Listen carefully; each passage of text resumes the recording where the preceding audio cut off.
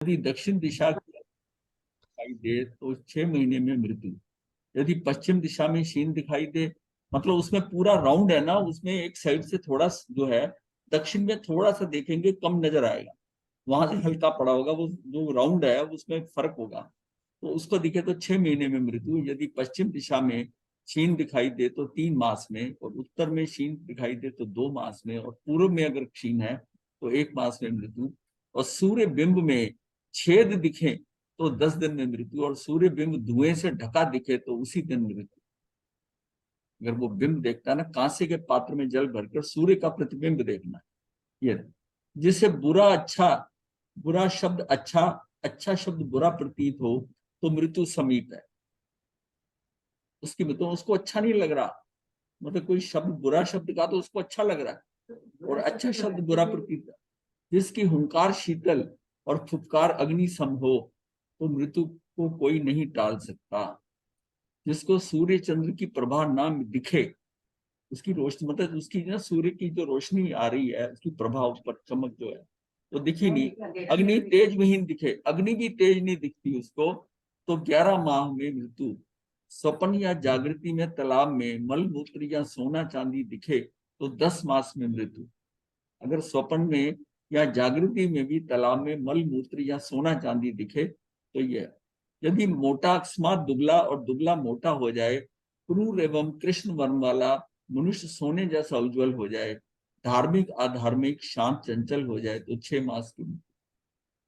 एकांत वन में जाकर सूर्य की ओर पीठ करके एकाग्रचित अपने शरीर की छाया को देखे, मस्तक की छाया ना दिखे तो 1 माह में मृत्यु।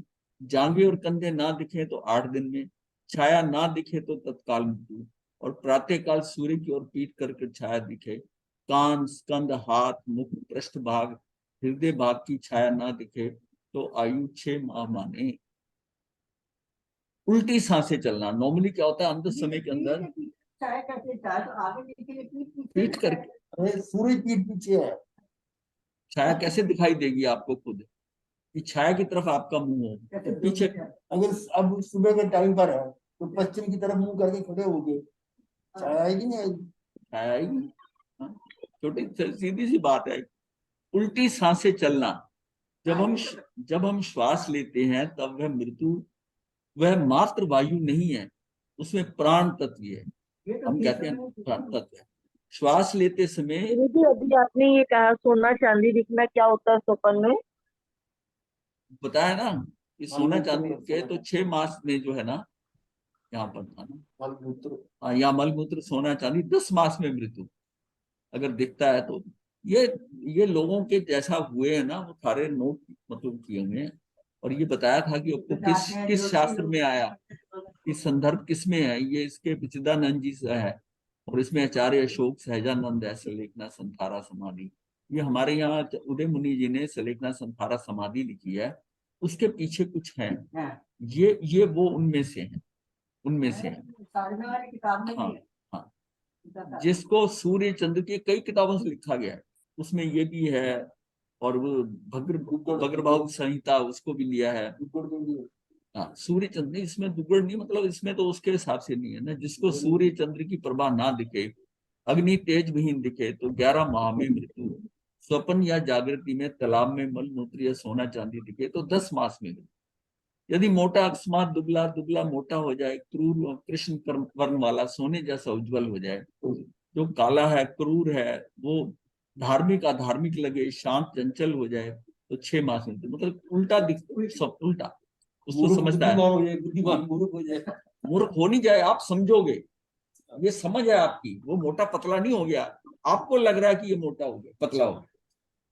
एकांत वन में जाकर सूर्य की ओर पीठ कर कर यह आपने कर लिया, एकाग्रचित अपने शरीर की छाया को देखे, मस्तिष्क की छाया ना दिखे तो 1 माह में मृत्यु। जांगे कंधे ना दिखे तो 8 दिन में, छाया ना दिखे तो तत्काल मृत्यु।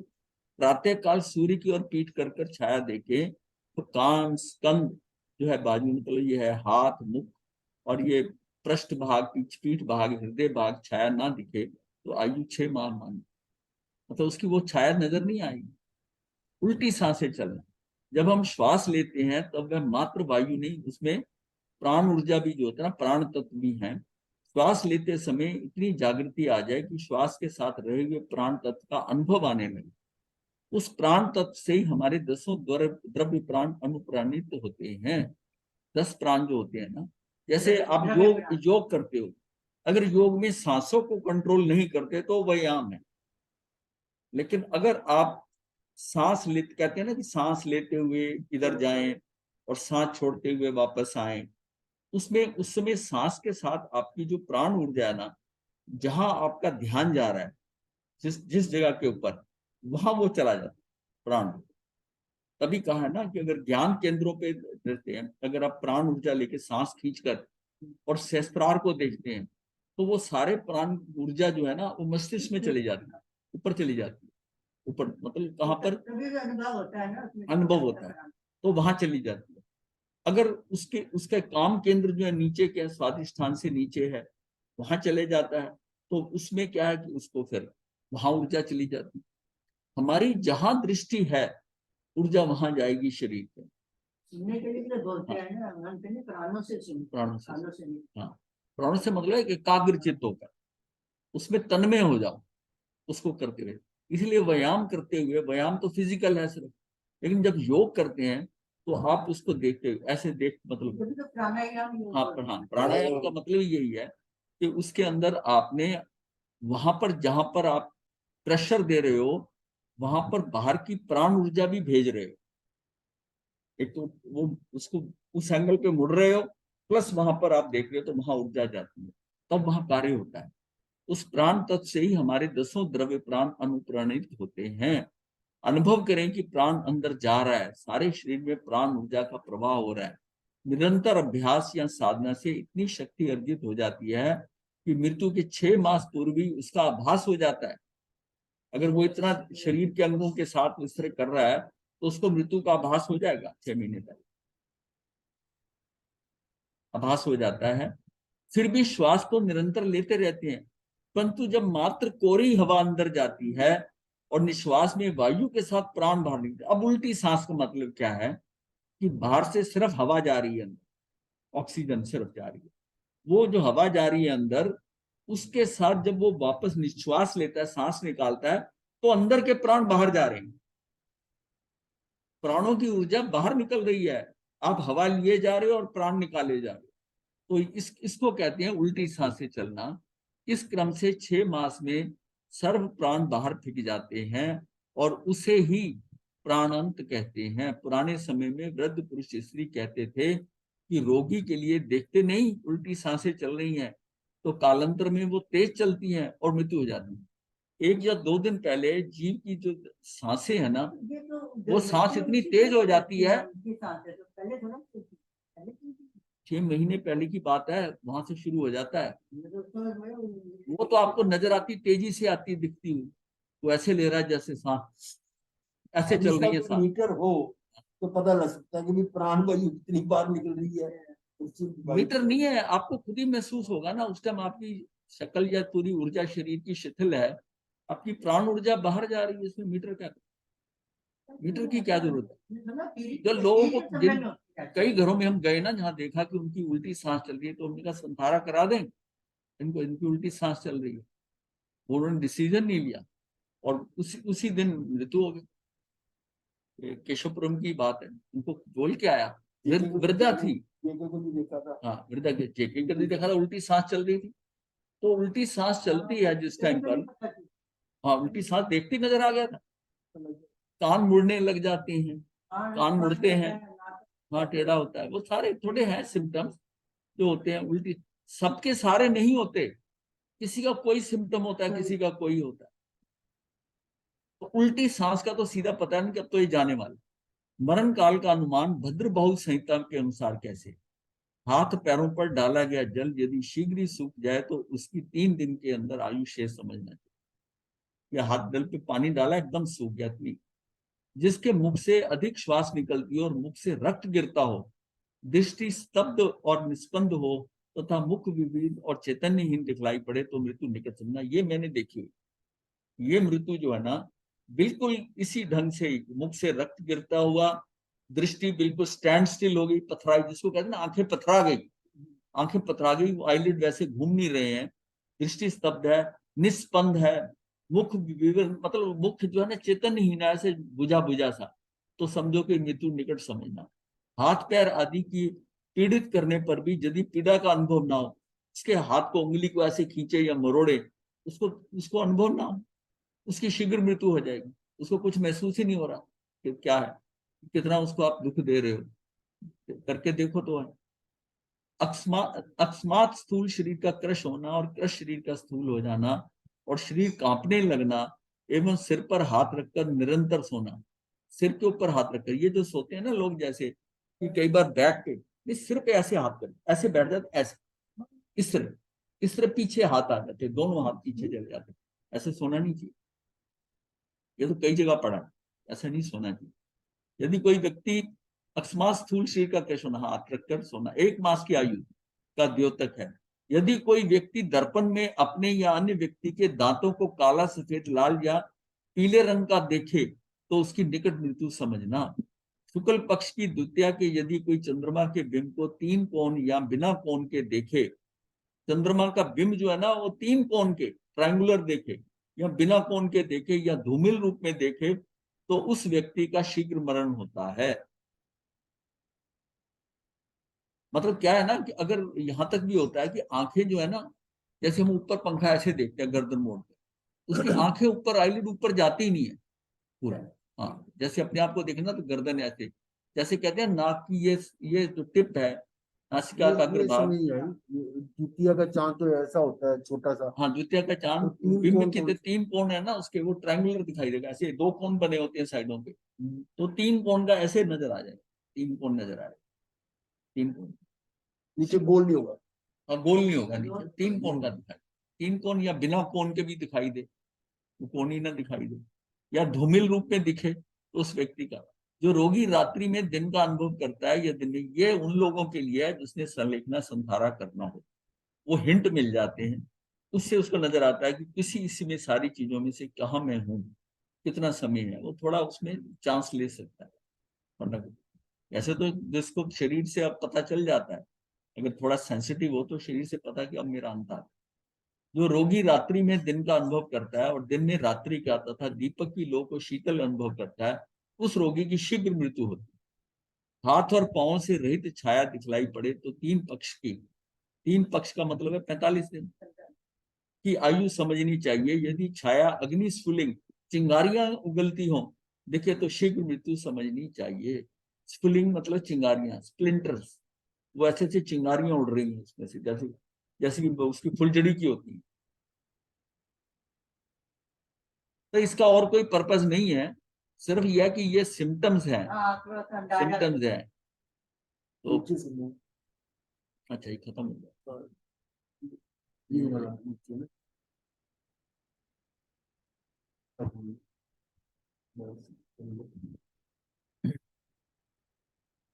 तो मद कारण नीच गोत्र, अब जो है ना गोत्र कर्म के कारण है कि, हाँ वो खत्म हो गया आयुष का, 2-3 दिन। मान एक ऐसा मनोविकार है जो स्वयं को उत्कृष्ट एवं दूसरों को निम्न समझने से उत्पन्न होता है। सूत कृतांत के अध्ययन 13 गाथा 8 में कहा गया है, अभिमानी अहम में चूर होकर दूसरों को परछाई के समान तुच्छ मानता है, परिणाम स्वरूप वह अन्य की निंदा करता है और स्वयं की प्रशंसा प्रिय लगती है। अपनी प्रशंसा और दूसरे की निंदा करो, ये क्या मद का कारण। मान कषाय जीव को गहरे पतन में धकेलने वाली मनोवृत्ति है। मान अनेक रूपों में प्रकट होता है, स्वयं की उत्कृष्टता तथा उस शक्ति का अहंकार मद कहलाता है। सम्माइन सूत्र में मद के 8 प्रकार बतलाए हैं, जाति मद, कुल मद, रूप मद, बल मद, श्रुत मद, तप मद, लब और ऐश्वर्य मद, ये 8 है। जाति का, ये तो माता की तरफ से हो गई, कुल या पिता का होता है, पिता की उस तरफ से। जाति मत गए, मेरे मतलब नाना नानी मेरे मामा ऐसे बहुत अच्छे हैं, तो मेरी मतलब ननिहाल जो है वो बहुत बढ़िया है, उसका कहना मुताबिक। कुल का मतलब अपने दादा दादी, अपने परिवार का, इसका मत करना, ये जाति और कुल का मत करना। फिर रूप और बल का, सुंदरता हो और शक्ति हो शरीर की, इसका करना। फिर श्रुत मद, कि ज्ञान उसको जल्दी समझ में आ जाता है, श्रुत का मद, और या तप का मद, तो याद करने के लिए आसानी क्या होता है, जाति कुल रूप बल, बल कर लिया, श्रुत का मतलब ज्ञान का तप आ गया, लाभ और ऐश्वर्य, लाभ और ऐश्वर्य कि मुझे तो जी जहां हाथ डालता हूँ पैसे ही पैसा है, बस लाभ लाभ ही लाभ होता है। और ऐश्वर्य का मद है, बड़ी जिंदगी आराम से कट रही है, अपना जो मौज है, तो ऐश्वर्य का मद है उसको। किसी से बात होती ना, बोला कि ऐसा ऐसा प्रॉब्लम, अरे भाई हमें तो, हम तो बिल्कुल मजे में, उसका उसका मद है ऐश्वर्य का। जाति मद क्या है, मूलतः आत्मा की कोई जाति नहीं है। मनुष्यों में वर्ण व्यवस्था जातियां कर्म के आधार पर निर्मित हुई हैं। ये जातियां चार हैं, क्षत्रिय, ब्राह्मण, वैश्य और शूद्र। मानव ने इन जातियों में ऊंच और नीच की अवधारणा कर ली है। मतलब कोई ऊंच नीच होता नहीं है, लेकिन मानव ने अवधारणा कर ली। उच्च कहलाने वाली जाति में जन्म लेना अहंकार का कारण बनने लगा। इसी अहंकार को वैश्य, जैसे कि हम तो क्षत्रिय हैं, राजघराने में पैदा हुए, क्षत्रिय बन गए। ब्राह्मण कहता है कि मैं बहुत ज्ञानी हूँ, तो पढ़ने वाले पर जो है संस्कृत के हम ही ज्ञानी हैं। वैश्य जो है वो कहता है बिजनेस में मेरा मुकाबला नहीं है कोई। शूद्र जो है वो अपना काम में फिर, लेकिन शूद्र का भी अंदर उसका भी उसको भी है। हाँ हाँ, अमीर का अहंकार तो समझ में आ जाता है, गरीब का अहंकार नहीं समझ में आता, चोट लगती है। ये जो फैक्ट्रियों में स्ट्राइक होती है ना, सेठ के उसने ऐसा नहीं करा, चाहे उसका अपना नुकसान हो रहा है, वो कहता फैक्ट्री बंद होती हो जाए, जबकि उसको ही सैलरी नहीं मिल रही, उसी के बच्चे भूखे मरेंगे। लेकिन वो अंदर वो होता है, ये हमको क्या समझ रखा है इसने, सेठ ने, धनी ने हमको क्या समझ रखा है, जब मर्जी ऐसा करता है, ठीक है इसके काम बंद कर दो। तो क्या है ये शूद्र का मत। मानव ने इन जातियों में ऊंच नीच की अवधारणा कर ली है। उच्च कहलाने वाली जाति में जन्म लेना अहंकार का कारण बनने लगा। इसी अहंकार के वशीभूत होकर कई अज्ञानी जीवों ने मत को वशीभूत होकर भविष्य के भव में हीन अवस्था को आमंत्रण दे डाला। माता अथवा नैनिहाल पक्ष के कारण जाति मद होता है। तो ये जाति मत क्या है, तो ये मतलब ये सारा क्या है कि ये क्षत्रिय जो है, पहले कहा जाता है क्षत्रिय के अंदर ये संज्ञाएं जो होती है ना, तो ये संज्ञाएं थी, इसके साथ कषाय होते हैं साथ में संज्ञा के बदले। तो क्षत्रिय को क्या होता है कि क्षत्रिय को हमेशा ये भाव रहता है कि मैं ताकतवर हूं, मैं क्षत्रिय जो होता है तो अपने आप को उच्च समझता है। तो इसके अंदर मान बहुत है क्षत्रिय, मतलब मुझे बैठने को आसन नहीं दिया, उस राजा के यहाँ गया था, उन्होंने ऐसा करा, तिरस्कार किया मुझे बैठ, तो वो क्या है, क्षत्रिय का है। ब्राह्मण के अंदर लोभ बहुत होता है, जितना मर्जी दे दो वो सेटिस्फाइड नहीं होता, मतलब यजमान जो मर्जी दे दो, जितना, तो उसकी इच्छा नहीं पूरी होगी वो लोभ, मतलब ये इसको कहा जाता है कि ये तो इस क्लासिफिकेशन पहले होती थी, क्या तुम लोभ ब्राह्मणों की तरह लोभ कर रहे हैं। वैश्य जो है ना, वो डरता रहता, भय रहता, ये ना हो जाए, खराब ना हो जाए, घाटा ना पड़ जाए, ये ना हो जाए। वो कहते हैं ना बनिया डरपोक है, ये बनिया है बनिया है। और शूद्र के अंदर क्या होता है कि शूद्र की आहार संज्ञा ज्यादा हो, आहार संज्ञा ज्यादा इसके लिए। तो शूद्र के अंदर क्या कि मतलब खाएगा 10-20 रोटियां खाने वाले भी देखे मैंने, खाने देखे।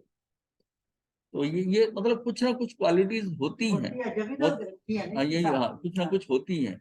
और ये क्षत्रिय अपने आप को, क्योंकि राजघराने से होते थे ज्यादा, क्षत्रिय योद्धा होते थे, तो अपने आप को ये सुपीरियर समझते थे, सुपीरियर समझते थे। फिर उसके बाद सम्मान जो था ब्राह्मण का होता था, फिर वैश्य का होता था, और शूद्र जो है सबसे बाद में रह जाता। आज ये जातियों का कोई हिसाब नहीं, शूद्र कोई शूद्र नहीं है। इसी अहंकार के वशी, बल्कि शूद्र जो है ना उसको बड़ी प्रायोरिटीज मिलती हैं। शूद्र तो आजकल, हाँ हाँ शूद्र मतलब वो तो, हाँ सारा सारा सिस्टम उल्टा हो रहा है। हाँ तो यही इसीलिए होता है ना, अब वो जितना उनको प्रताड़ित किया गया था, अब उनको उतना ही बेनिफिट दे रहे, उतना ही बेनिफिट दिया जा, ठीक है। तो इसी ये तो बदलाव आता रहता है सिस्टम के अंदर। अब वैसे कोई मनुष्य एज सच कोई बुरा ऐसा नहीं, कुछ नहीं, कुछ नहीं। वो चंडाल घर में पैदा होकर, मैं तो उसकी बात बार बार कई बार करता हूँ कि वो देखो कहाँ होकर मुक्त हो गया, शरीर टेढ़ा मेढ़ा सब कुछ है, लेकिन अंदर से पक्का रहा, वहीं से बदला, कहाँ पहुंच गया। तो फिर क्या है, नीच गोत्र, हाँ उच्च कहने, ये सारा ये क्या है, ये मद क्या है, ये गोत्र कर्म पे सीधा इफेक्ट कर रहा है। गोत्र कर्म, उच्च कहलाने वाली जाति में जन्म लेना अहंकार का कारण बनने लगा। इसी अहंकार के वशीभूत होकर कई अज्ञानी जीवों ने मद के वशीभूत होकर भविष्य के भव्यहीन अवस्था को आमंत्रण दे डाला। माता अथवा ननिहाल पक्ष के कारण जाति मद होता है। अब एक फिर एग्जाम्पल है ये कि मथुरा नरेश, ये मतलब आती है, ये बहुत है कि मथुरा नरेश शंख ने संसार से विरक्त तो दीक्षा अंगीकार कर ली। राजा शंख थे तो शंख मुनि बन गए और विचरण करते हुए हसनापुर पहुंचे तो सोमदत्त पुरोहित को अपनी उच्च जाति का मत था। सोमदत्त भी अपने को पुरोहित था तो पुरोहित को अपनी उच्च जाति का मत था।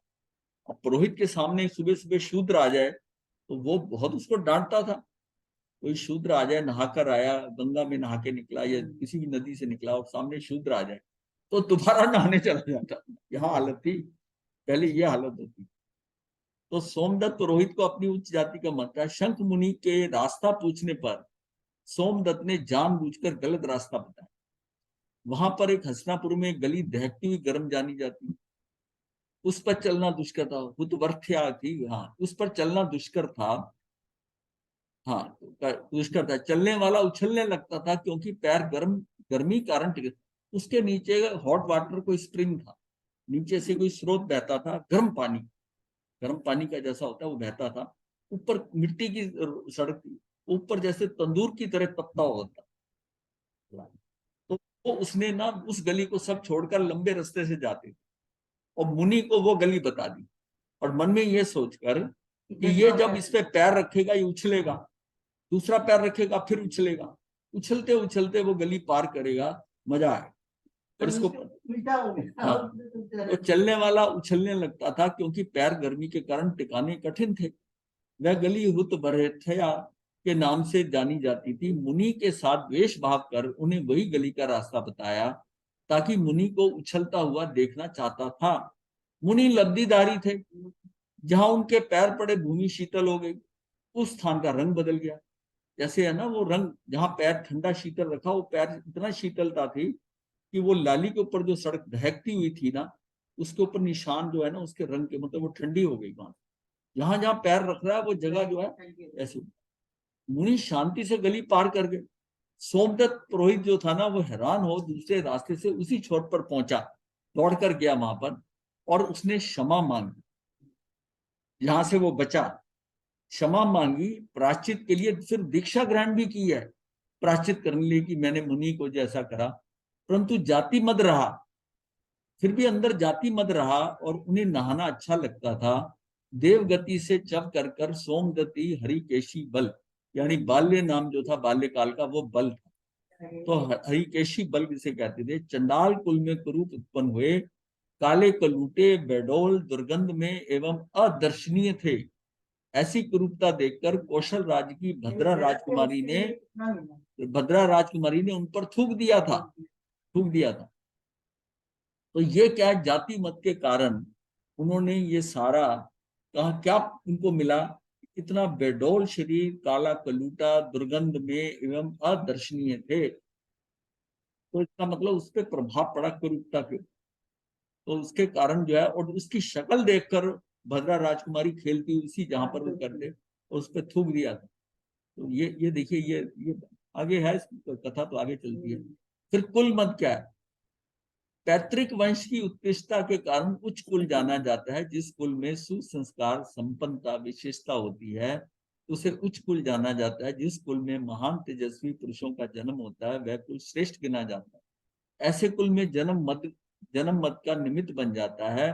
ऐसे कुल में जन्म जो है ना वो मद का निमित्त बन जाता है। और ज्यादातर लोगों को होता है, मेरा परिवार ऐसा, मेरे दादा ये थे, मेरा ये था। यदि यदि अविवेक जागृत हो जाए तो वो निमित्त बन जाता है। जब भरत चक्रवर्ती ने मरीचि को वंदन कर कर कहा कि तुम भविष्य में वासुदेव चक्रवर्ती एवं चरम तीर्थंकर उत्तम 3 पदों के धारक बनोगे, क्योंकि उन्होंने भगवान से प्रश्न किया, ऋषभदेव भगवान से। आइडिया उनका कुछ और था कि क्या इस समोसरण के अंदर कोई और भी है जो आप जैसा पद पाएगा। अंदर क्या था कि क्या मैं भी उस पद पर पहुंचूंगा। इस टाइम थोड़ी पता होता है कि मैं दीक्षा मेरा केवल ज्ञान हो जाएगा। तो मतलब कोई और है ऐसा? उसकी माँ ने भी 14 स्वप्न देखे उसकी थे। माता ने भी 14 स्वप्न देखे थे, लेकिन चाहे हल्के देखे थे, बल्कि क्वेश्चन किया था कि भाई, क्वेश्चन किया था कि ये भी क्या बनेगा? तो उसने कहा भाग्यवान एक ही तीर्थंकर होता है का बेटा, ये बनेगा तो चक्रवर्ती बनेगा। उनको पता ऋषभदेव को इस बात में कि उसने भी देखे हुए। जब जब भरत चक्रवर्ती ने मरीचि को वंदन कर कर कहा कि तुम भविष्य में वासुदेव बनोगे, तीन पत्तन, मरीचि हर्ष के अतिरेक में विचार करने लगा, मेरे दादा तीर्थंकर, मेरे पिता चक्रवर्ती, और मैं श्रेष्ठ अति श्रेष्ठ, श्रेष्ठ अति श्रेष्ठ 3 पद इस अवसर्पणी काल में प्राप्त करूंगा। अहो मेरा कुल कितना उत्तम है। इस कुल मद के परिणाम स्वरूप मरीचि को महावीर के भव में निम्न कुल में देवानंदा की, बल्कि उसके बाद वो क्षत्रिय में गया ही नहीं। एक बार गया तो ब्राह्मण और उस वैसे ही करता रहा, क्षत्रिय नहीं बना, राजा का नहीं बना। एक जगह राजा का बना, जब विश्वभूति बने तो राजा के बेटे नहीं बने, युवराज के, यानी राजा के भाई के बेटे बने। तो परिणाम स्वरूप मरीचि को महावीर के भव में, और ये पूरे इन भवों के अंदर गोत्र क्रम चलता रहा नीच गोत्र के कारण। और अखीरला जो पोर्शन था वो भी उसको वहां पर 82 दिन तक वहां रहा, तो वो उसके बाद उनका फिर बदला, तो ये कुक्षी में आना पड़ा। तो रूप मद कैसे होता है? शारीरिक वैभव मिलना अलग बात है, उस रूप की चकाचौंध में अंधा न बनना अलग बात है। देह का लवण्य सौंदर्य जीव को मदोन्मत्त बना देता है, और उस रूप की रोशनी में उसे शेष सब सामान्य या निम्न दिखाई देता है, बाकी सब ऑर्डिनरी दिखाई देता है। हाँ, वो सनत कुमार चक्रवर्ती का है ना। इस अवसर्पणी के चौथे चक्रवर्ती सनत कुमार के रूप की प्रशंसा शक्रेंद्र ने सुधर्मा सभा में की। तब 2 देव परीक्षा हेतु अपना रूप परिवर्तन कर धरा पर आ पहुंचे, और सनत कुमार स्नान हेतु समुपस्थित थे कि 2 ब्राह्मणों ने आंगन में प्रवेश किया। सनत कुमार का रूप देखकर वाह वाह बोल उठे। राजन, देवराज इंद्र से जैसा श्रवण किया था उससे भी कहीं अधिक है आपका सौंदर्य। यह सुनकर सनत कुमार गौरवान्वित हो गया, उन्मत्त हो गया गर्भ में। हाँ, गर्भ में उन्मत्त हो उठे, और हे विप्रो, कोई बात, हे विप्रो, अभी क्या देखते हो? जब वस्त्राभूषणों से सुसज्जित होकर राज्यसभा में हमारा आगमन होगा, तब इन आंखों को खुली रखना। मतलब इतनी चकाचौंध होगी कि आंखों को खुली रखना, जब मैं पूरा सुसज्जित होकर जब राज्यसभा में आऊंगा। ठीक है, उन्होंने सुन लिया। चक्रवर्ती रूप मत से छल छलाते जब राज्यसभा में प्रविष्ट हुए, तब दोनों ब्राह्मण चक्रवर्ती को देखकर हंस पड़े। चक्रवर्ती को देखकर दोनों ब्राह्मण हंस पड़े और कहा, राजन, अब उस सुंदरता में दीमक लग चुकी है। आपको विश्वास ना हो तो स्वर्ण पात्र में थूक कर देख लीजिए, कितने कीड़े कुल बुला रहे हैं। चक्रवर्ती ने वास्तविकता जानकर वैराग्य पथ के पथिक बनकर सर्वव्यापी संयम को ग्रहण किया। है वाकई ऐसा ये हो गया, शरीर मेरा सारा जो इतना सुंदर नजर आ रहा है उसमें कीड़े पड़ गए। हाँ, बताओ। नहीं कर बलमद, प्रत्येक मनुष्य की अपनी अपनी शारीरिक संरचना व क्षमता होती है। किसी के देह यानी कि सुगठित बलिष्ठ होती है, किसी की देह निर्बल। अपने शौर्य पराक्रम का अहंकार करना बलमद है। इतिहास में अनेक ऐसे उदाहरण मिलते हैं जिन्होंने अपने बल के मद में निर्दोषों के खून की नदियां बहा दी। सम्राट अशोक ने कलिंग युद्ध में बस्तियों को शमशान बना दिया था। रण क्षेत्र में लाशों के ढेर लगे थे। अपनी विजय पर हर्षोल्लास से उन्मत्त बने सम्राट अशोक को जब भिक्षु उपगुप्त ने रण क्षेत्र का दृश्य दिखाया, तो सम्राट अशोक शाम के टाइम ना युद्ध जीत गए, तो उसने कहा, राजन चलो जरा मेरे साथ। और फिर जब उनको लेकर वो वहां गया, ये जो भिक्षु था, बौद्ध भिक्षु, वो देखकर तो हालत खस्ता हो गई। इतना लोग मरा, इतना ढेर लग गया, इतनी लाशें। तो फिर मन में आंखें नम हो गई, सिर गलानी से झुक गया।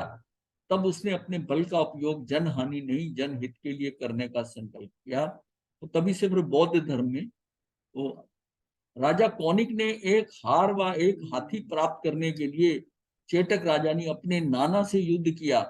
उसमें 1,80,00,000 लोगों ने अपनी जान गंवाई। शिलाकंटक संग्राम में 96 लाख, और उसके उसके दो भागों में हुआ था। एक जो है ना, जैसे रथमूल एक शिलाकंटक था, दूसरा था रथमूसल संग्राम। तो ये 96 लाख उसमें मरे और 84 लाख उसमें मरे, तो 1,80,00,000 लोग उन्होंने प्राण गंवाए। किसके लिए? एक हाथी और एक हार के लिए। और सगे भाई थे, ये भी नहीं भी माता किसी माता के, नहीं, सगे भाई, चेलना के। चेलना के मतलब ये देखिए कि सगे। हाँ। श्रुत मत, आत्मा अनंत ज्ञान आदि गुणों से संपन्न है। प्रत्येक आत्मा में सर्वज्ञ एवं सर्वदर्शी बनने की शक्ति छिपी है। इस आत्म शक्ति को विस्मृत कर जब अल्प ज्ञान में अधिकता का बोध हो, तो उनके मोबाइल पे आएगा ना तो लाइनें आएंगी, इन्हें जो कह रहे हैं ये बढ़ती जा रही, मैंने कहा रुक गई वो वहां पर ही तो चलती रही।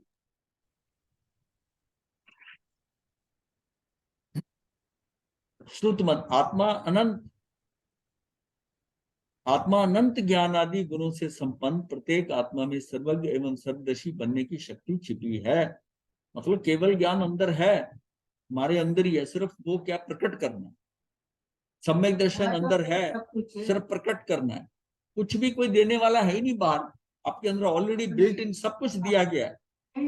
हाँ, ज्ञान भी अनंत ज्ञान, अनंत दर्शन, अनंत सुख, अनंत वीर, सब कुछ फुल दिया है।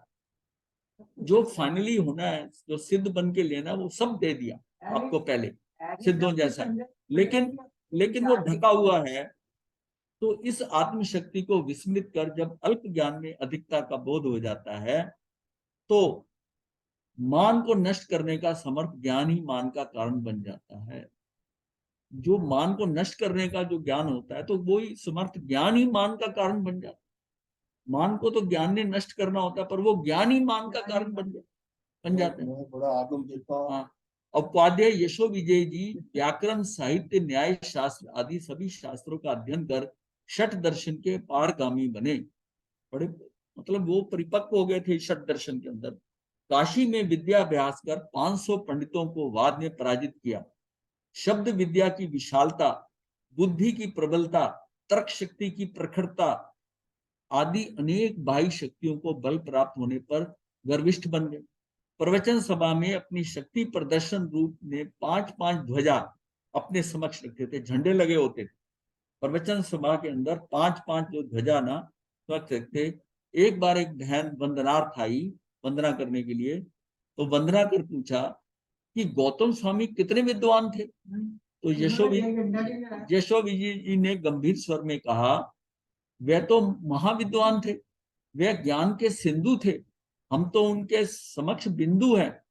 ये तो बात उन्होंने कह दी, मैं उनके समक्ष बिंदु भी नहीं है। बहन ने हाथ जोड़कर कहा, निवेदन किया, प्रभु फिर वे अपनी सभा में कितनी ध्वजाएं रखते थे। सहज में किए हुए इस प्रश्न ने उन्हें झकझोर दिया बिल्कुल। और उन्हें अपने अहंकार का बोध हुआ कि जब जो थे गौतम स्वामी लगा रहा। तो ये ऐसा होता है कि ये जो है कि कई बार होता है जोश में कर गया। ये इनका भी था, गौतम स्वामी भी पेट को बांध के रखते थे, सोने की बेल्ट थी कि मेरे अंदर बहुत ज्ञान है, तो ज्ञान से पेट ना फट जाए, ज्ञान से इतना ज्ञान है। वो एक चौड़ी बेल्ट, सोने की बनी बेल्ट लगाते थे। हाँ हाँ, ये लगाते थे बेल्ट लगाते थे। और मान था इस बात का कि कोई मेरा मुकाबला नहीं करता, और इसी मान के में गए थे वहां। सर्वोत्कृष्ट था हाँ, ये भी नहीं कि ज्ञान नहीं था, ज्ञान था, लेकिन ज्ञान का मान जो था वो बहुत था। मतलब ये नहीं कि किसी में सुंदरता ना हो, मतलब उसमें है वो चीज, वो खूबी मिली है इस भव में। इस खूबी के ऊपर मान कर अगले भव में उसको वो कराटे में बेल्ट देते हैं ना, बेल्ट कौन सी बेल्ट होती है नहीं, वो तो उसमें जो है ना ये कराटे में, हाँ, तो मैं ब्लैक बेल्ट का हूँ, ये मान का होता है। ये मान है, ये जो स्टार्स मिलते हैं ऐसे आदमी दिखाता है, चीजें दिखाता है ना अपनी, वो जो करता है वो मान ही होता है, कम और ज्यादा के। मैं ऐसा हूँ। मान सबसे ज्यादा ये खासतौर जो विदेशों के अंदर जो ज्यादा है ना, कि जो उसका ब्रांडेड है, ब्रांडेड गुड्स उसके ऊपर लेबल लगाओ। मान लिया पेन है आपके पास 15-20 हजार का, 20 हजार का, हाँ मो ब्लैंक का पेन ले लिया आपने जिसके ऊपर स्टार बना होता है वाइट सा, वो पेन लगाकर ऐसे लिखते टाइम किसी को देना, जब पेन दे रहा है तो कैप लगा के ना वो स्टार वाला साइड उसकी तरफ करके कि देख ले ये पेन कितने का है, तो कम से कम आज मेरे ख्याल 20 हजार के करीब होगा पेन, तो ऐसे पेन दिखाता है। ये क्या है, ये उसका दिखाना है जो है ना, कपड़ों पे यही लगा होता है। हाँ इससे मान है, ये जो बच्चों के अंदर आ गया कि ब्रांडेड गुड्स लेने हैं, ये ऊपर टिक लगाओ, चाहे कैसा चाहे डुप्लीकेट हो चाहे, लेकिन उसके ऊपर जो वो होना चाहिए कि वो नाइके का है, ये शू नाइके का है, वो डबल प्राइस ट्रिपल प्राइस पे मिलता है, थोड़ी क्वालिटी भी होती है, ऐसी बात नहीं, लेकिन लेकिन वो ब्रांड ऊपर। ये जो पहली बार यूरोप में गए थे ना, तो देखा कि लोग कोट के ऊपर बाहर, वो फ्रांस के अंदर देखा बाहर लेबल लगा हुआ है, क्रिश्चियन डियोर इसका लेबल लगा हुआ, ये बाहर क्यों लगाते हैं, हमारे तो अंदर कोट की पॉकेट में लगता है, कि शर्ट की लेबल अंदर पीछे लगता है, वहां लेबल होता है, ये कैसे है।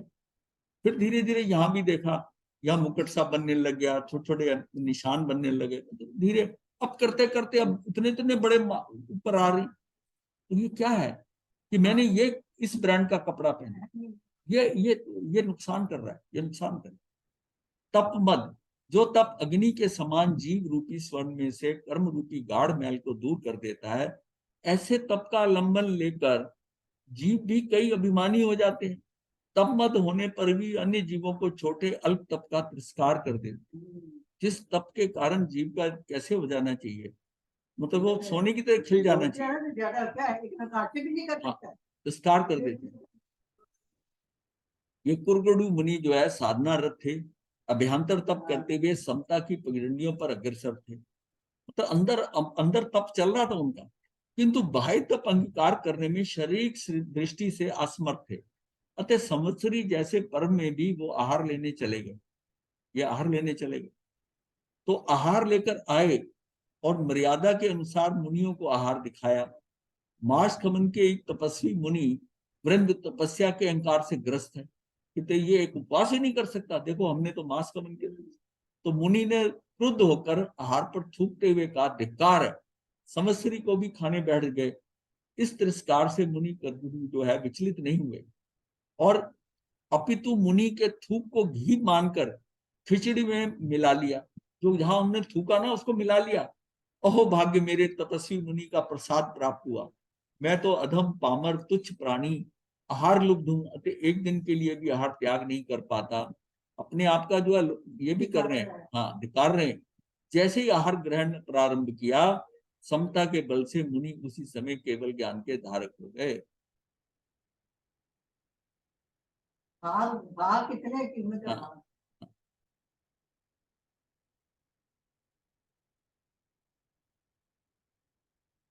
हाँ, तो बहुत लोगों को ये एक्चुअली कुरगुडु जो था ना, हाँ, कुरगुडु जो था, कई जगह इसका नाम करकंडू भी लिखा है, कई जगह इसको करकंडू भी लिखा है, कुरगुडु भी है। ये किसका था, ये रानी, वो रानी के साथ जो कहते हैं, ये चेतक राजा की बेटियों में से एक बेटी थी, जो हाथी के ऊपर, उसको ये ऐसा दोहद हुआ कि मैं हाथी के ऊपर सैर जाके करूं, और हाथी पे गई है तो हाथी बिदक गया, हाथी पागल हो गया। तो राजा तो जो थे वो तो उन्होंने तो गद्दी बांधी थे, तो उसने वो डाली पकड़ ली, और ये हाथी वो पकड़ नहीं सकी, वो उसके साथ चली, और फिर बाद में वो जाकर आगे कहीं उसका प्रसव हुआ, प्रसव करने के बाद में उसका नहीं, साध्वी बन गई, बताया नहीं किसी को कि गर्भवती है। फिर ये जो बच्चा हुआ तो इसको फिर जंगल में छोड़ा, और जहां छोड़ा फिर वहां से वो कोई ग्वाला लेके गया, और करते करते कुरगुडु बनाई, और फिर ये यहाँ से आकर और गुप्त हो गया। हाँ हाँ है, कूड़े पे पैदा होगा, हाँ कुछ भी मतलब पकड़ा हुआ जमीन पे, तो उसको कोई पाला, तब उसको जाकर ये जो है ना ये प्राप्ति हुई। तो ये इसके बारे में है, मतलब था ये राजकुमारी, था ये राजकुमारी। अच्छा, लाभ मत क्या, पुण्य योग जब प्रबल होता है तब पग पग पर सफलता की विजय माला मिलती है, कई लब्धियां रिद्धियां सिद्धियां प्राप्त हो जाती हैं। किंतु तत्व ज्ञान का अभाव अनेक बार ऐसी स्थिति में मदोन्मुक्त हो उठता है, उसे अपनी सीमा का भान ही नहीं रहता और अन्य अप्राप्य को पाने का हट करता है। लाभ मद होता है ना, जो प्राप्त हुआ उसकी तो सीमा नहीं, लेकिन जो नहीं प्राप्त हुआ उसको भी पाने के लिए हट करने लगता है। जिससे परिस्थितियां बदलते ही अब तक का लाभ हानि में बदल जाता है। लाभ हमेशा लाभ नहीं रहता, हानि हमेशा हानि नहीं रहती। और कब बस सिस्टम तो बदलता है। 8वें चक्रवर्ती सुभूम सप्त खंड विजय के विजय भावना बदलती। 6 खंड का तो राज मिला चक्रवर्ती को, 7वां खंड जीत रहा है। 6 खंड तो सारे जीतते, और उस चक्कर के अंदर देवों से इनकार होने पर भी बीजोन्माद ने कदम बढ़ाते चले गए।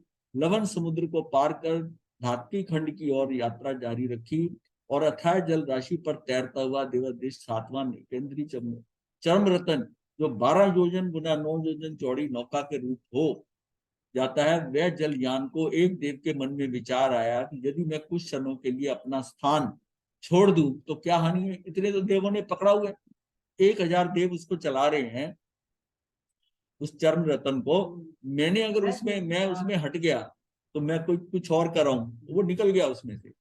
और यही विचार उसी क्षण समस्त देवों के मन में आया। जिन्होंने जहाज संभाला हुआ था उन सभी देवों के हटते ही वह जलयान सागर के अतल गहराई में जा पहुंचा।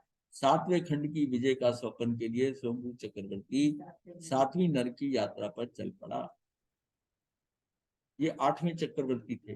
तो 8वें और 12वें, ब्रह्मदत्त 12वें थे, ये 8वें। ऐश्वर्य मत, मैं अतुल वैभव संपन्न हूं, ऐसा अभिमान। इनको जानने का कारण है अपने को देखे हम। हाँ, हम कहाँ हम हल्की सी बात कर लेते हैं, कोई थोड़ी सी बात कर लेते हैं मत में। अरे इसलिए इसका एक्सप्लेनेशन जो है ना कहानियों से कि बड़ी आसानी से समझ में आएगा कि कैसे हम मत कर लेते, बड़ी मतलब बड़ी आसानी से हो जाता है, कुछ पता ही नहीं चलता। ऐश्वर्य मत, बात करते हुए भी है कि ऐसा आनंद अपना तो मौज रही, ऐसा रहा, मतलब ये इस बात को बार बार कहना। तो ऐश्वर्य मद क्या, मैं अतुल वैभव संपन्न हूं, ऐसा अभिमान ऐश्वर्य मद कहलाता है। भगवान महावीर का नगर के बाहर उद्यान में पदार्पण हुआ और उद्यान पालक ने दक्षिणार्थ भद्र नृपति को सूचित किया। राजा दशारण भद्र विशाल परिवार के साथ प्रभु दर्शनार्थ हाथी घोड़े रथ सेना जन मेदनी सहित महल से चल पड़े।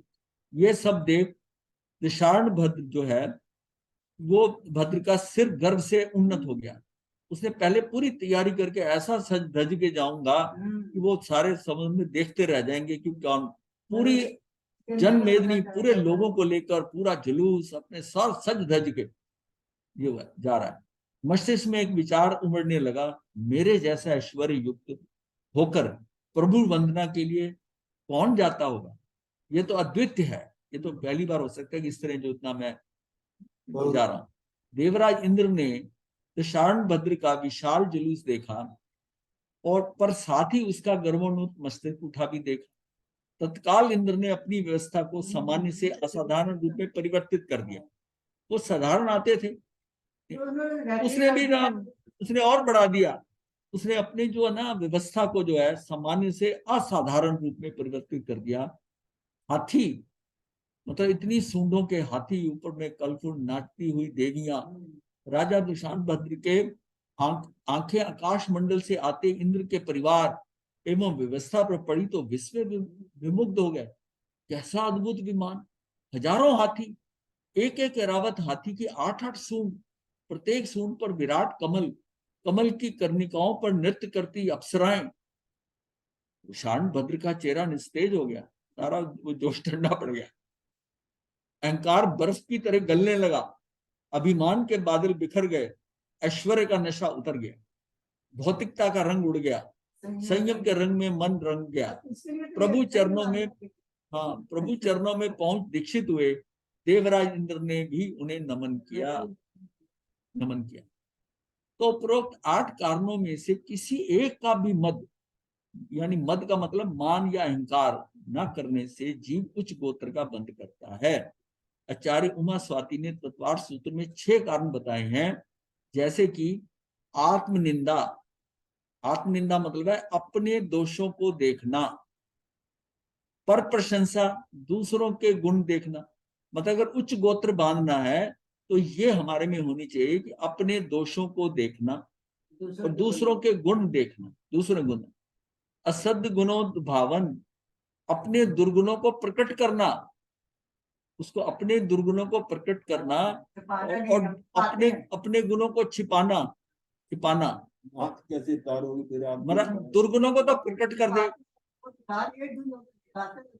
और एक तेरा अवगुण भरा शरीर।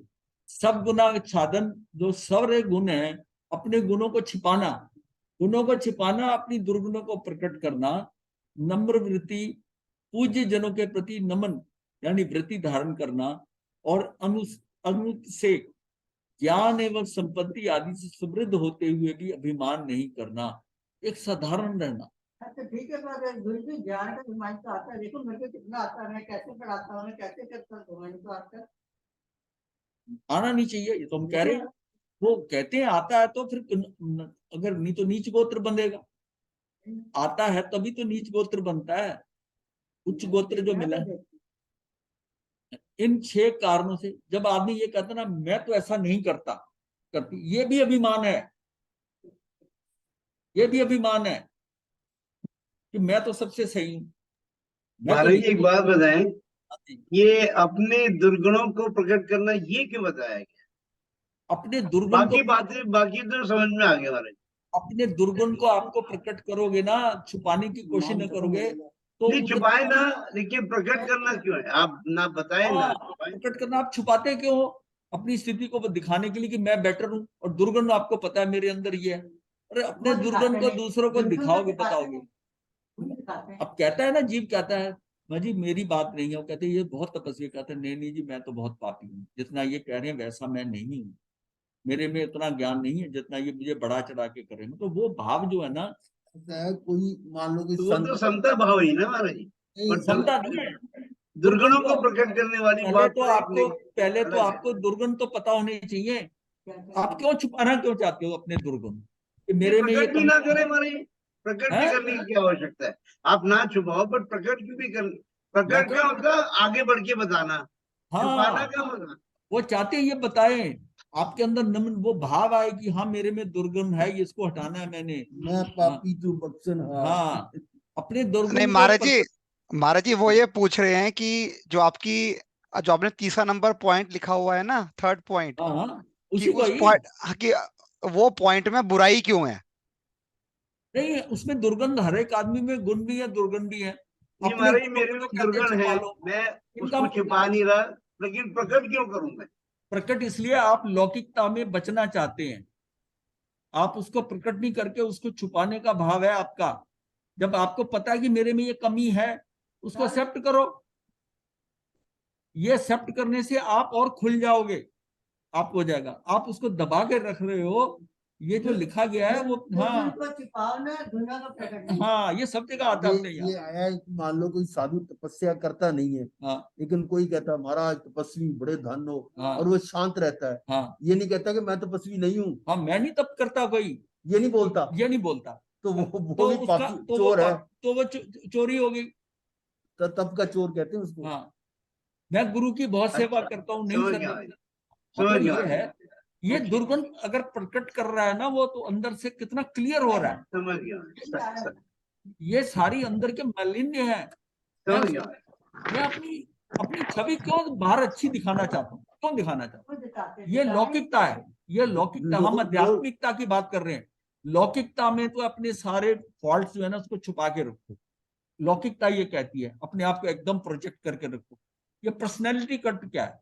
पर्सनैलिटी कल्ट के अंदर यही आता है कि आप अपने आप को, चाहे हो ना वैसा, पर प्रोजेक्ट वैसा करो। कपट है। हाँ, वो कपट है, लेकिन आजकल अच्छी डिमांड है। तभी कहते हैं ना कि एथिक्स में काम कर रहा है या पर्सनैलिटी के हिसाब से चल रहा है। तो आजकल तो स्मार्टनेस समझी जाती है, आजकल इसको स्मार्टनेस क्या कहा क्यों? जाता है। ये सारे चोर चक्के जितने भी वो है अपना हाँ नेतागिरी में हाँ। आ रहे हैं, वो अब क्या अब वो केजरीवाल क्या कहता है कि मेरे जैसा कोई ईमानदार नहीं। हाँ। अब बताइए कितना बड़ा है, ये क्या होगा? उसको बोलो तेरा गोत्र नीच हो रहा है।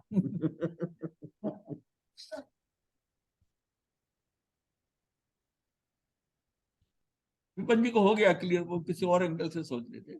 हाँ अमर जी, हमारी, लेकिन वो जो मैं समझ गया कि अगर आपके बारे में कोई गलत बात है और आप साइलेंट रहते हैं, कोई हाँ प्रशंसा करता है, आप हाँ। साइलेंट रहते हैं, नहीं तो कोई वहां शायद रिपीट होएगा, तो ये आपको वहां रिपीट होता है। आपको अपना दुर्गुण पता है हाँ, कि और मैं अगर इसमें, कोई उसकी तारीफ करे तो you should not remain silent, जब दैट वो कोई अमाउंट टू कहता है ना एक्सेप्टेंस। कि ये व्यक्ति बहुत होशियार है, तो वो कहता है नहीं मैं एक्चुअली, मुझे इंग्लिश बहुत कमजोर, मुझे ये नहीं आता। हाँ ये अरे तो चुप समझ, हो हाँ जाए। वो ठीक है, अगर वो चुप हो वहां जाए, ठीक है, उसको समझ पता में है कि आया। मैं नहीं है। नहीं सारी जिंदगी में है, दुर्गुण है आपके जो है। अपने हर एक में है कोई ना कोई, दुर्गुणों को अगर एक्सपोज कर दोगे तो दुर्गुण फिर नहीं रहेंगे, धीरे धीरे देखो खत्म हो जाएंगे कोई ना कोई तो आपके। है। आप उसको अपनी, सारे तो दूध हाँ से दुल्हन नहीं। तभी कहा है कि आप एक दूसरे से बात करते हो ना, आप सब झूठ बोलते हो। कहता है परिवार ठीक है, आप सब ठीक हो, बच्चे ठीक है, बहुत बढ़िया बहुत बढ़िया। जब वो कह रहा होता है, उसे पता होता है कि घर में लड़ाई हो रही है, कोई बढ़िया नहीं है, और वो पत्नी चाहे बीमार है। नहीं, हाँ हाँ हाँ, वो बता नहीं, वो कहेगा ठीक है। इसके ऊपर एक पूरा एक आर्टिकल है कि आप अपना, यू शेयर योर ट्रबल्स। सिर्फ यह है कि राइट कैंडिडेट, बट उसको उसको आप दबाने की कोशिश मत करो। कई बार आपको हल नजर आता है, हाँ, शेयर कर दोगे निकल शेयर जाएगा। कर दोगे, हल नहीं, दूसरा एक हल 5 मिनट में हल दे देता है आपको उसका प्रॉब्लम का, जो आपको इतनी बड़ी नजर आ रही थी। Share your problem. हम सोचते हैं कि ये, इसको मैं एक्सपोज करूंगा कि ये बीमारी मुझे है, बताते नहीं मैं स्वास्थ्य में ठीक हूँ। अगर वो ये कह दे कि नहीं मुझे सिर्फ ये एक बीमारी है, हो सकता है वो व्यक्ति जो एक्सपर्ट हो या उस बीमारी का, वो कहता है आप ये नुस्खा इसको ट्राई करो आप ठीक हो जाओ, तो उसमें क्या दिक्कत है, क्या दिक्कत है। ऐसे जीवन में मैंने देखा कई एंगल्स के ऊपर है। हल्का भी हो जाता है, हाँ, जब वो कहता है शेयर योर ट्रबल्स। आप एक दूसरे से शेयर करते हुए, रिश्तेदारों से मिलते हुए झूठ बोलते रहते हो। जब आप ये कहते हो ना कि मेरा ये भी ठीक है, वो कहता है बिजनेस वगैरह काम ठीक है, नहीं बहुत बढ़िया चल रहा है, जबकि आप घाटे की तरफ जा रहे हो। हाँ अंदर जाके चुप हो हाँ अंदर क्या हो रहा है, मतलब हम अपने को कितना प्रोजेक्ट करना चाहते हैं, ये सारा क्या है। आप बोलिए कि नहीं मेरा वो जो काम है, मेरी वो दुकान जो है वो अच्छी नहीं चल रही, वो फैक्ट्री में थोड़ा दिक्कत है, तो हो सकता है क्या कर दिया। तो ये सारा जो है ना, मतलब अपने आप को छुपाने की कोशिश करते हैं। हाँ वही वही बात है ना। तो इन 6 कारणों से जीव उच्च गोत्र का बंध करता है। जिसने ऊंचा बांधना है वो अपने प्रकट करे, नहीं तो नहीं प्रकट करे। अगर ऊंचा नहीं बांधना, उच्च गोत्र, उच्च गोत्र कर्मोदय से जीव 8 प्रकार से फल भोगता है। जैसे कौन से 8 फल होते हैं, यही जो 8 जो है ना, उच्च जाति में जन्म लेना, उच्च कुल में जन्म लेना, बलवान होना, रूपवान होना, तपचर्या में लीन रहना, विशिष्ट लाभ से लाभान्वित होना, शास्त्रों का पारंगत होना, ऐश्वर्य से समृद्ध होना, इन कारणों से सम्मानीय बन जाता है। मतलब है, सम्मान उसका बहुत होता है, क्योंकि ये सारे, वैसे तो किसी में सारे नहीं होते, बहुत रेयर, मतलब रेयरेस्ट जो है कि ये आदमी कहे कि ये सारे 8 के 8 मेरे टॉप हो जाए, ऐसा नहीं। किसी को मुकम्मल आसमान नहीं मिलता। गोत्र कर्म बंध हेतु, इसमें 2 मात्रा आएंगी। गोत्र कर्म बंध हेतु मान कषाय की मुख्यता। मान कषाय के वशीभूत हो जीव अपने वंश, शरीर, क्षमता, बुद्धि एवं ऐश्वर्य का मद करता है। अहंकार वश दूसरों को तुच्छ समझता है। गोत्र कर्म के 2 प्रकार है, नीच और उच्च। मद के वशीभूत हो अपनी विशेषताओं का प्रदर्शन नीच गोत्र कर्म का हेतु है। दूसरों की निंदा, छिद्रान्वेषी बनना, दूसरों के छिद्र ढूंढना, स्वयं की प्रशंसा करना, अन्य के गुणों को छिपाना, अपने में गुणों का अभाव होने पर भी स्वयं को गुणी कहना, ही नीच गोत्र कर्म बंध का कारण है। परिणामतः आगामी भव में उस गुण की विहीनता का धारक हो जाता है। ये सिर्फ अगले भव के लिए है। आप जो कर रहे हो ना, हर भव में आप अगला बांध रहे हो। तो हमने, हाँ हमने सब्जेक्ट वही लिए हैं कि जिन कर्मों को आप जो है ना अपनी अपनी समझ से यहाँ से सुधार सकते हो। जैसे नामकर्म किया अपना, अच्छा बढ़िया नामकर्म कर सकते हो। आयुष कर्म है, आयुष कर्म आप ठीक बांध सकते हो, ठीक है। और ये गोत्र कर्म है, ये भी ठीक बांध सकते हो। और साता साता में भी ये किसी को दुखी नहीं करते। बीच में आया था आयुष में कर्कश, नहीं नहीं साता का भी लगा है कि कोई व्यक्ति कर्कश वेदनी कैसा, मतलब किसी को दुखी नहीं करना, किसी को कहीं पर किलामना नहीं उपजाना, किसी को किसी तरह का दिक्कत नहीं होने देना, हमेशा दूसरों की सहूलियत का ध्यान रखना, तो उसका साता वेदनी बने। कि दूसरा इसमें नहीं हो। गाड़ी खड़ी कर रहा है तो दूसरी गाड़ी वाले का दरवाजा खोलने में दिक्कत तो नहीं होगी, उसकी गाड़ी के पीछे खड़ी कर रहा हूँ। अब मैं गाड़ी के पीछे खड़ी कर देता हूँ, अपनी गाड़ी बंद करके चला गया, अब उसने गाड़ी निकाली हो, कैसे निकालेगा, वो परेशान होगा, उसका समय वेस्ट होगा। आपने उसकी आयु में से मान लिया वो 8 घंटा वो ढूंढता रहा कि गाड़ी किसकी है पीछे वाली, और आपकी गाड़ी के कारण उसकी जिंदगी का आधा घंटा कम हुआ, उसकी रेशो में आपके आयुष कर्म के अंदर कुछ पोर्शन जाएगा। आपने दूसरे को जबरदस्ती उसका टाइम वेस्ट करवाया, उसने जहां जाना था वो पहुंच नहीं पाया, उस देर में उसने आर्त ध्यान करा, रुद्र ध्यान भी कर सकता है। उसका कारण कौन बने? आपकी एक लापरवाही, आपके लापरवाही। लेकिन अगर कहीं नहीं जगह, उसमें अपना मोबाइल नंबर लिखकर वो स्टिकर लगा के ऊपर लगा देती, in case of problem ring me, और वो नंबर होता है, वो गाड़ी है ना, जैसे वो रिंग करता है भी मुझे गाड़ी निकालनी है, वो फट से आता है, उसकी गाड़ी निकलवा।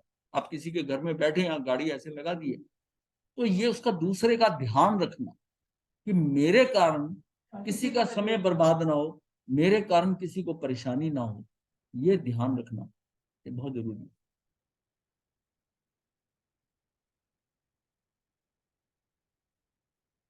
इनसे विपरीत भाव अर्थात आत्मनिंदा, पर प्रशंसा इत्यादि उच्च गोत्र कर्म के कारण है। ये जो कुछ बताया है इसका उल्टा यानी कि विपरीत हो जाए, अर्थात आत्मनिंदा, पर प्रशंसा इत्यादि उच्च गोत्र कर्म के कारण है। उच्च गोत्र कर्म के नाम के लिए मद, मान, अहंकार, अभिमान से बचना होगा। गोत्र में एक ही मात्रा आएगी ना, ये दोनों आएगी, एक आएगी गोत्र, हाँ एक ही आएगी, ठीक है, एक ही मात्रा है गोत्र में, मुझे अब ध्यान आ रहा था। नौका, भगवान ऋषभ देव के पौत्र भरत चक्रवर्ती के सन्यासी पुत्र मरीचि ने कुल मत करके नीच गोत्र कर्म का उपार्जन किया था। मरीचि ही एक कोड़ा कोड़ा सागर पंप से 42,000 वर्ष कम काल उपरांत चरम तीर्थंकर भगवान महावीर बने। श्रीपाल राजा को अजित सेन राज ऋषि ने अवधि ज्ञान से बताया, हे राजन, आपकी वर्तमान की 8 महारानियों ने पूर्व में आपकी एवं आपकी पत्नी श्रीमती की नवपद आराधना की खुले हृदय से प्रशंसा की थी।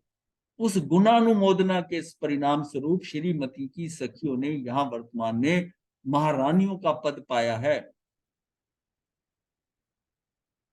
ये उनका प्रश्न है, ये महारानियों का पद पाया है। तो इसमें क्या है, अनुमोदनाते फल बदे, मतलब बढ़ता है, अनुमोदन ते फल बदे, निंदन ते घट जाए, शुभ की कर अनुमोदना पाप निंद मल लाए। मतलब यह है, देव रचना के अंदर 8वां पद है, कवि हरदेस राय ने लिखा है कि अनुमोदन करो, कुछ कहीं भी नहीं करना। किसी ने मान लिया तप किया, आपने कुछ नहीं किया, आपने उसका तप का अनुमोदन करा। किसी ने कोई अच्छा कार्य किया कि तूने बहुत बड़ा अच्छा कार्य किया, उसका अनुमोदन करो। किसी ने दान दिया, उसका अनुमोदन करो, उसका हमेशा उसका अनुमोदन करो। उससे क्या होगा कि आपको आपका फल जो है ना वो है कि वो बढ़ जाएगा। अनुमोदन ते फल, अनुमोदन ते फल बदे। और उसकी निंदा करते हो आप, नहीं इसने कुछ नहीं किया, क्या है ऐसा हो गया, नॉर्मली उसको काटते हैं उसकी बात को, तो निंदन तो घट जाए। तो आत्मसिद्धि शास्त्र में भी गाथा ठार आती है, मानादिक शत्रु महा निज छंदे न मराए, जानतम सदगुरु शरणमा अल्प प्रयासे जाए। मान और पूजा सत्कार आदि का लोभ इत्यादि महाशत्रु हैं। वे अपनी चतुराई से चलते हुए नष्ट नहीं होते और सदगुरु की शरण में जाने पर सहज प्रयत्न से दूर हो जाते हैं। गुरु की चोट जो होती है ना, शिष्य को पता नहीं चलता कई बार कि वो क्या कर रहा है, तो कई बार गुरु की चोट उसको समझाती है कि तेरी यहाँ भूल हो रही है, तेरी भूल हो रही। अब वहां पर गौतम स्वामी ने कितना सा थोड़ा सा मान किया और थोड़ा दूसरे को घटाया कि इतना अवधि ज्ञान, आनंद श्रावक को ये कहा, इतना अवधि ज्ञान नहीं हो सकता एक श्रावक को, मतलब ये डिक्लेयर कर दिया। मतलब ये तो एक श्रावक कैसे कर सकता है जो साधु भी नहीं बना। तो 500 लवन समुद्र में 500 मतलब है कि योजन का दूरी का इसने अवधि ज्ञान कह रहा है कि ले लिया, तो बोला कि आप असत्य बोल रहे हो। अब जब जैसे गए तो क्षमा मांगने जाना पड़ा, वो इसलिए था कि वो उसको उसका कहा हुआ उन्होंने ये कहा कि ये इसको हो ही नहीं सकता। उसको क्या हुआ कि उसकी उसके ऊपर जो उस कार्ड दिया, सही का इशारा था, सही, उसने बोल हाँ, दिया था। हाँ। जबकि महाशतक को 1000 योजन भी बाद में हो, आनंद श्रावि से उसको 1000 योजन हो गया। ठीक है, 8 बजे टाइम हो गया। हाँ जी। रश्मि जी मंगल पाठ सुनने आ गए हाँ जी, मथे बंदा महाराज। चलिए, मथे बंदा हाँ जी, मथे बंदा गुरुदेव मथे। गुरुदेव सुख की सत आज्ञा से गुरुदेव। चतारी मंगलम अरिहंता मंगलम सिद्धा मंगलम साहू मंगलम केवली पनतो धम्मो मंगलम चतारी लुगुत्मा अरिहंता लुगुत्मा सिद्धा लुगुत्मा साहू लुगुत्मा केवली पनतो धम्मो लुगुत्मो चत्तारी शरणम पवज्जामि अरिहंते शरणम पवज्जामि सिद्धे शरणम पवज्जामि साहू शरणम पवज्जामि केवली पनतम धम्मम शरणम पवज्जामि। ये 4 शरणें दुख हरने और न शरणा कोई, जो भव प्राणी करे आचरण उसका मथे अजय। मथे मथे